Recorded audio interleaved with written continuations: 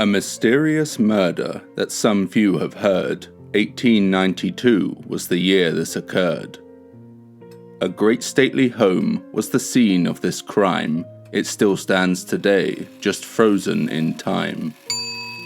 It stands in the city, made of old brick and stone, a tall noble place, coloured white as the bone.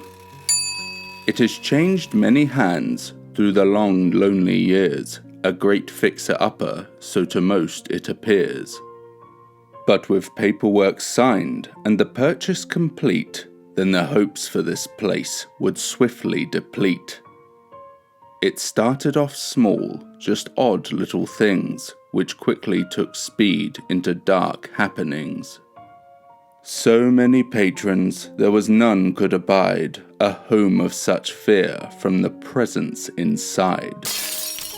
Into their souls these horrors did burn, they'd flee from the house and never return. Most, it would seem, would rather not know of the crime that took place but so long ago. But here you remain for the truth to unveil. I'll waste no more time and tell you this tale. The house's true owner was an affluent lord, a venomous scoundrel who was mostly abhorred. Of friends he had few, and relations were sparse. Any kindness he showed was simply a farce. He detested most others that were not of his station. To deal with such lowlives caused much agitation. Each servant he held as a tolerable ghost, but children, I tell you, he hated the most. Unfortunately there was one he did employ to sweep out his chimneys, a young orphan boy. He scorned at the lad whenever he could. On the ways that he dressed, he spoke and he stood. He'd yell at the lad till his face burned bright red, despite no wrong action or naught had been said. But fortunately, the staff were all kind. They'd distract their employer for the boy's peace of mind. They knew how to handle most of the Lord's ways, as this sort of thing had filled up their days. The boy was too grateful to be out of frame. He was a good lad, and Sam was his name. On one fateful day, Sam was called into work. The Lord wasn't home, which was always a perk. He wasted no time and cleared up the soot. With the fireplace clean, there was more work afoot. The easy part done, he readied his sweep and climbed up the chimney, which was scarily steep. While brushing away, there was naught he could hear, like the Lord coming home, for the lounge he did steer. The Lord called for quiet, to be left in peace. The staff would obey, lest his anger increase. He entered the study, and saw the whole litter. From the young chimney sweep, this made the Lord bitter. He marched himself over to the old fireplace. His blood was at boil, he was red in the face. "Are you up there, boy?" he loudly demanded, but Sam remained quiet, lest he be reprimanded. "Answer me, boy! Are you up there, I say?" Still Sam wouldn't speak, in hopes he'd go away. The old lord concluded that the lad wasn't there, but the next time he saw him, they'd see how he'd fare. After all, to just leave, upon making such mess, he'd punish that urchin once he made him confess. For now, he'd relax, or as much as he could. He put on a record and collected some wood. He stacked up the logs and struck up a match. He'd get the place warm, lest the cold he would catch. Still up in the chimney, he looked down at the pyre. Sam knew he must move or be caught in the fire. He tried to shift down by the thick sooty muck, but just as he moved, his legs became stuck. Panic set in for the poor little lad. He struggled so much, it was now looking bad. Still angry and deaf, The Lord let out a groan. He turned up the music on his old gramophone. Risking his anger, Sam called out aloud, but the smoke came aloft and wrapped Sam in a shroud. The old Lord couldn't hear as Sam called out forlorn, but the fire still grew and Sam's breath became worn. The smoke carried up, onto Sam it aggress. I'll spare you the details, I think you can guess. The past is too strange, for justice was rare. To speak out at such wealth and power, who'd dare? But still it was murder, and the law it still stands, unless you have the coin to grease the right hands. The old Lord got off free, much thanks to his friends, so what else is to say? That's just how it ends. Or so you would think, in a world so unjust, but the wicked must answer, in that you can trust. When the trial was settled and the verdict was clear, the Lord got in his carriage and for home he did steer. Just how was he feeling of all that unfold? Just a mere inconvenience, his blood was stone cold. Of this incident, who really would care? It was only one urchin, there were plenty to spare.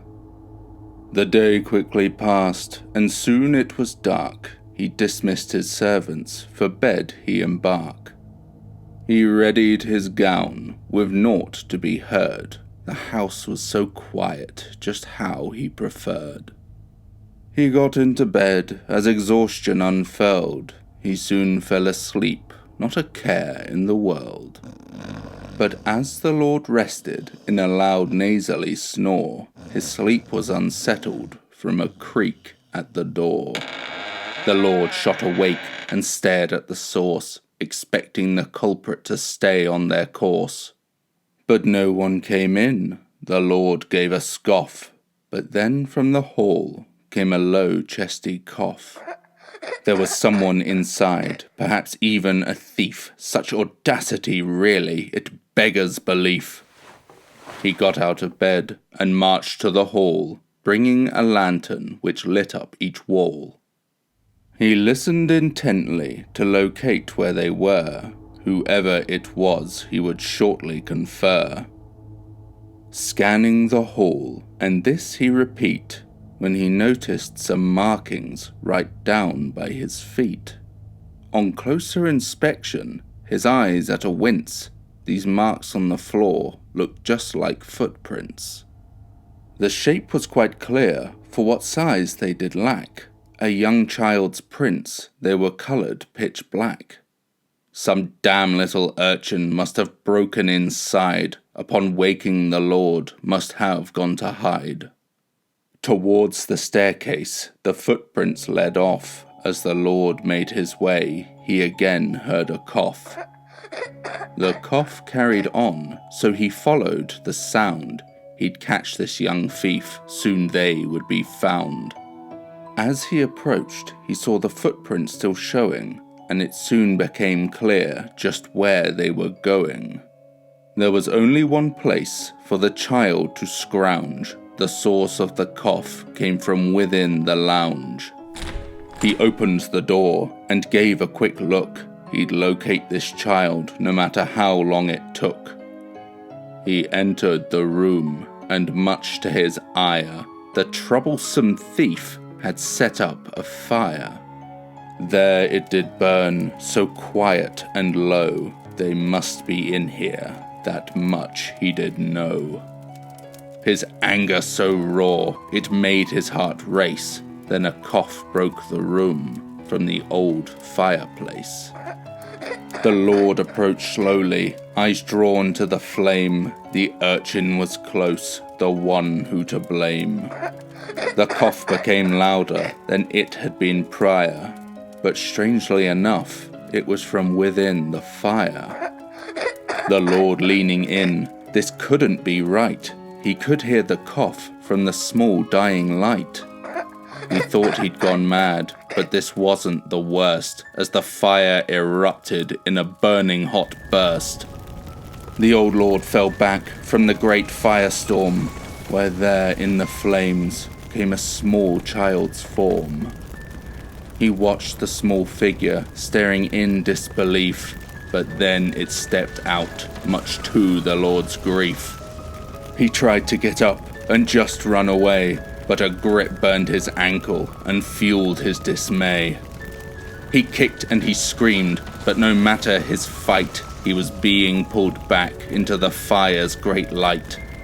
He looked back in horror at the figure in sight. His screams went unheard on throughout of the night.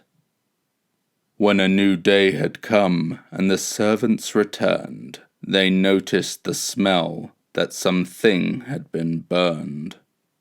It must be the Lord, they rightly assumed, and so got to work on the chores they'd been groomed. But then over time, the Lord didn't appear, and the burning aroma was still very clear. They put off their work and searched everywhere, concerned for their jobs more than his welfare. They made for the hearth and searched all around. The fire was out, there was naught to be found. They searched on and on, the smell was right here, but the lounge was untouched, or so it would appear. All that had come from the room they explore were a small set of footprints burned onto the floor. So there you have it, and you'll think me a liar to speak of the boy who lives in the fire. You can go there yourself, it's really no scam, but do watch your step near poor Soot-Foot-Sam.